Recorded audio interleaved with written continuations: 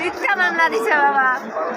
মমতা ডুমার থানা মৃত্যু, ডুমার থানা ঘুষ খায়, আমার কোনো কালেকশন করে না।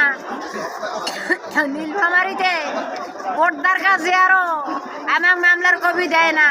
মমতা উকিল জেলা চেয়ারম্যান, বিপি উকিল, আমলিকের নেতা, ওকে আমার বাদী পক্ষ 5 লাখ টাকা ঘুষ দিছে, আমার ঘুষ খায়, আমার মামলার কবি দেয় না।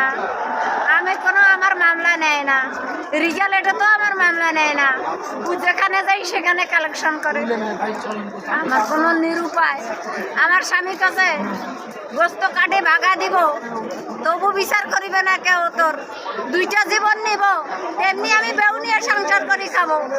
আমার ছেলে মামুনকে মারি ফেলাইবে, তার পাছত আমাকে আগে মারি ফেলাইবে, আমার মামুন ছেলেকে মারি ফেলাইবে। আমার ভাই ভেড়া ধরে ঘরকে একটা একটা করে ধরে আনি খোপড়ার ডুবিয়া টাকা নিবি আর খাবে। সে